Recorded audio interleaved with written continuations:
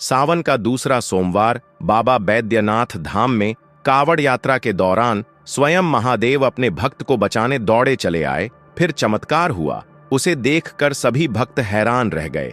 सावन का महीना भगवान शिव की भक्ति में डूबा हुआ, एक ऐसा पवित्र समय जब हर शिव भक्त की आत्मा हर हर महादेव के नाम के साथ गूंज उठती है। झारखंड के देवघर में स्थित बाबा बैद्यनाथ धाम, जो भगवान शिव के 12 ज्योतिर्लिंगों में से एक है, सावन के महीने में लाखों कांवड़ियों का तीर्थ स्थल बन जाता है। यह घटना सावन 2025 के दूसरे सोमवार यानी 21 जुलाई की है, जब एक ऐसी घटना घटी जिसने न केवल कांवड़ियों बल्कि पूरे बैद्यनाथ धाम को आश्चर्य और भक्ति की लहरों में डुबो दिया, जिसमें स्वयं महादेव ने साक्षात दर्शन दिए, जिसे देखकर भक्त हैरान रह गए। घटना शुरू होती है गोपाल दास, जो एक 35 वर्षीय साधारण किसान जो बिहार के सुल्तानगंज के एक छोटे से गांव में रहता था। गोपाल दास का जीवन बेहद साधारण था। खेतों में काम, परिवार की जिम्मेदारियां और रोजमर्रा की छोटी मोटी परेशानियां उसके जीवन का हिस्सा था। लेकिन गोपाल दास का मन हमेशा से भगवान शिव की भक्ति में डूबा रहता था।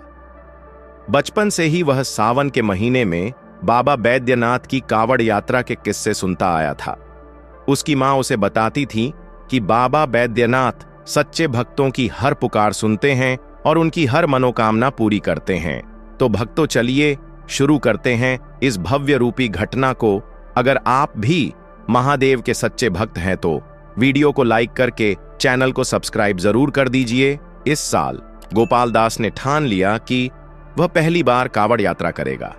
उसकी पत्नी राधिका और 2 छोटे बच्चे मोनी और आर्यन इस फैसले से खुश थे, लेकिन साथ ही चिंतित भी। 110 किलोमीटर की पैदल यात्रा, वह भी सावन की उमस भरी गर्मी में, आसान नहीं था।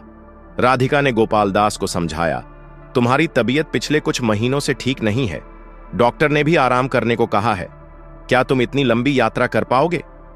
लेकिन गोपाल दास का विश्वास अटल था। उसने कहा, महादेव मेरे साथ हैं। अगर मेरे मन में सच्ची श्रद्धा होगी तो वे मुझे जरूर दर्शन देंगे।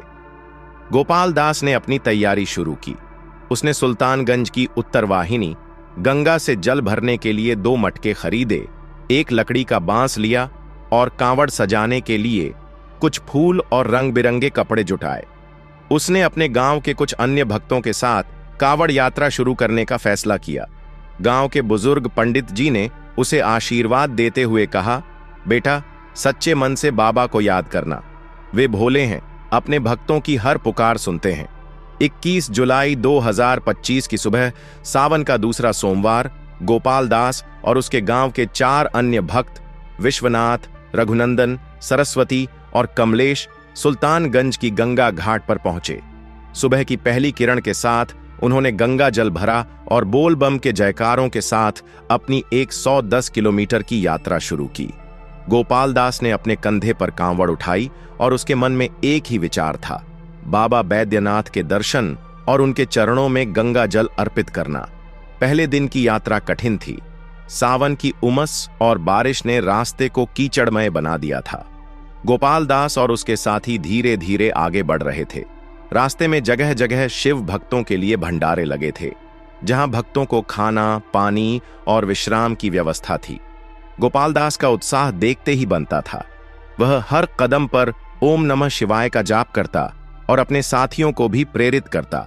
लेकिन पहले दिन के अंत तक गोपाल दास को थकान और कमजोरी महसूस होने लगी। उसकी पुरानी कमर की तकलीफ फिर से उभर आई थी। सरस्वती, जो गांव की एकमात्र महिला कांवड़ियां थीं, ने गोपाल दास को देखकर कहा, भैया थोड़ा आराम कर लो, बाबा सब देख रहे हैं।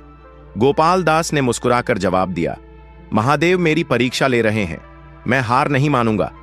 उस रात सभी भक्त एक अस्थायी शिविर में रुके, जहां उन्होंने भजन कीर्तन किए और गोपाल दास ने अपनी मां की बताई एक कहानी सुनाई, कैसे एक भक्त की सच्ची भक्ति ने महादेव को प्रकट होने के लिए मजबूर कर दिया था। यह कहानी सुनकर सभी का उत्साह और बढ़ गया।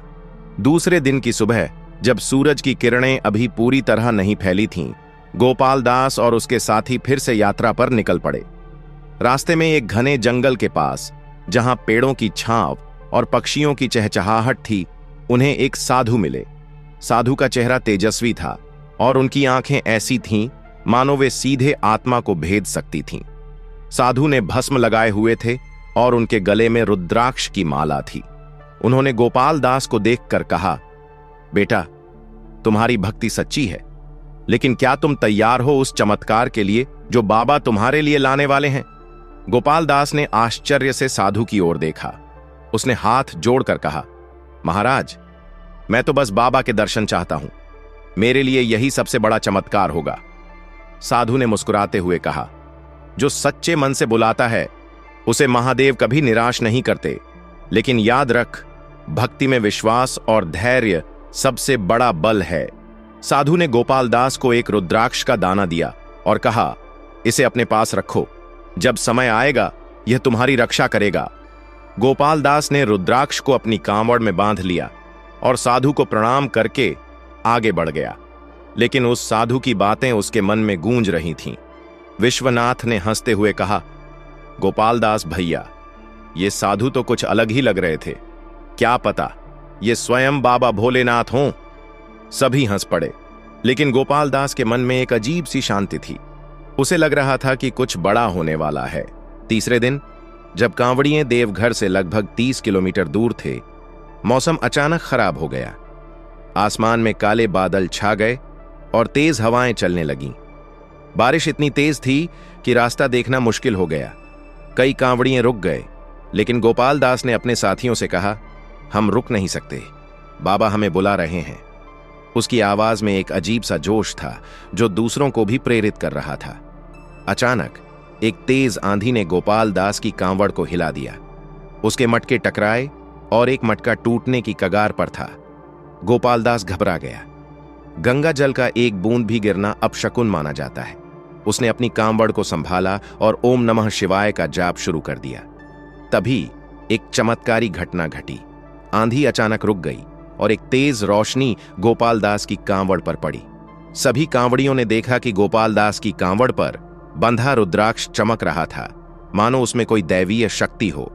सरस्वती देवी ने आश्चर्य से कहा, गोपाल दास भैया, ये तो कोई चमत्कार है। देखो, तुम्हारी कांवड़ को कुछ नहीं हुआ। गोपाल दास ने रुद्राक्ष को छुआ और महसूस किया कि वह गर्म था, जैसे उसमें कोई जीवंत ऊर्जा हो। उसने अपने साथियों से कहा, ये साधु कोई साधारण इंसान नहीं थे, ये बाबा का ही कोई रूप थे। सभी भक्तों के रोंगटे खड़े हो गए। चौथे दिन, जब कांवड़िए देवघर के और करीब पहुंच रहे थे, रास्ते में उन्हें एक बुजुर्ग माताजी मिली। माताजी की उम्र लगभग 60 साल थी और वे भी कांवड़ लेकर पैदल यात्रा कर रही थीं। उनकी कमर झुकी हुई थी, लेकिन उनके चेहरे पर एक अजीब सा तेज था। गोपाल दास और उसके साथियों ने माताजी को प्रणाम किया और उनकी मदद करने की पेशकश की। माताजी ने मुस्कुराते हुए कहा, बेटा, मेरी कांवड़ कोई और नहीं उठा सकता, यह मेरी भक्ति का प्रतीक है। गोपाल दास ने उत्सुकता से पूछा, माताजी, आप इतनी उम्र में इतनी कठिन यात्रा कैसे कर रही हैं? माताजी ने अपनी कहानी सुनाई। उनका नाम सावित्री देवी था और वे पिछले 40 सालों से हर सावन में कावड़ यात्रा कर रही थीं। कई साल पहले उनके बेटे की जान एक दुर्घटना में खतरे में थी। डॉक्टरों ने जवाब दे दिया था, लेकिन सावित्री देवी ने बाबा बैद्यनाथ से प्रार्थना की थी कि अगर उनका बेटा बच जाए तो वे हर साल कावड़ लेकर आएंगी। चमत्कार हुआ और उनका बेटा ठीक हो गया। तब से सावित्री देवी हर साल 110 किलोमीटर की यात्रा पैदल तय करती थीं। सावित्री देवी की कहानी सुनकर गोपाल दास का विश्वास और मजबूत हो गया। उसने सोचा, अगर माताजी इतनी उम्र में ये यात्रा कर सकती हैं, तो मैं क्यों नहीं? उसने सावित्री देवी से आशीर्वाद लिया और अपनी यात्रा जारी रखी। लेकिन उस रात जब सभी भक्त एक शिविर में रुके, गोपाल दास को एक अजीब सा सपना आया। सपने में उसने देखा कि एक विशाल शिवलिंग आकाश में चमक रहा है और उस शिवलिंग से एक तेजस्वी पुरुष निकला, जिसके मस्तक पर चंद्रमा और गले में सर्प लिपटा हुआ था। उस पुरुष ने गोपाल दास से कहा, बेटा, तुम्हारी भक्ति ने मुझे प्रसन्न किया है, कल तुम्हें मेरा साक्षात दर्शन होगा। गोपाल दास की नींद टूट गई और उसका दिल जोर जोर से धड़क रहा था।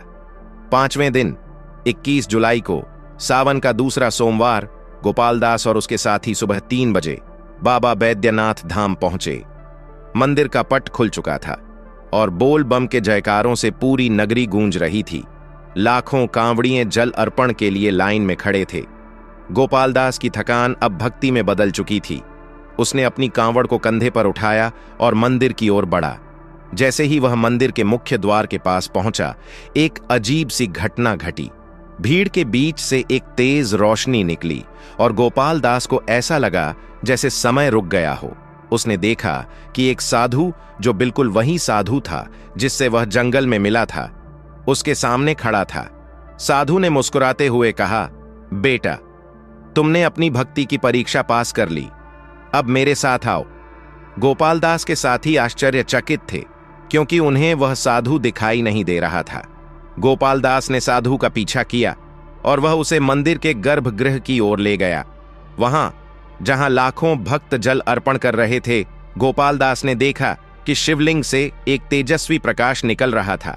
उस प्रकाश में उसे स्वयं भगवान शिव का रूप दिखाई दिया, नीलकंठ, जटाजूट, त्रिशूल लिए और गंगा को अपने मस्तक पर धारण किए हुए। गोपालदास की आंखों से आंसू बहने लगे। उसने अपनी कांवड़ से गंगा जल निकाला और शिवलिंग पर अर्पित किया। जैसे ही जल शिवलिंग पर गिरा, एक तेज ध्वनि गूंजी और मंदिर में मौजूद सभी भक्तों ने देखा कि शिवलिंग पर एक नीले रंग का प्रकाश चमक उठा। तभी एक और चमत्कार हुआ। सावित्री देवी, जो गोपालदास के साथ यात्रा कर रही थीं, अचानक बेहोश हो गईं। भीड़ में हड़कंप मच गया। गोपालदास ने घबराते हुए सावित्री देवी को संभाला और उसने अपनी जेब से वही रुद्राक्ष निकाला जो साधु ने उसे दिया था। उसने रुद्राक्ष को सावित्री देवी के माथे पर रखा और ओम नमः शिवाय का जाप शुरू किया। कुछ ही पलों में सावित्री देवी की आंखें खुल गईं और उन्होंने कहा, मुझे बाबा ने दर्शन दिए। उन्होंने कहा कि मेरी भक्ति पूरी हो चुकी है और अब मुझे इस यात्रा से मुक्ति मिलेगी। यह घटना पूरे बैद्यनाथ धाम में आग की तरह फैल गई। मंदिर के पुजारियों ने इसे एक दैवीय चमत्कार घोषित किया। गोपालदास और सावित्री देवी की कहानी हर भक्त की जुबान पर थी।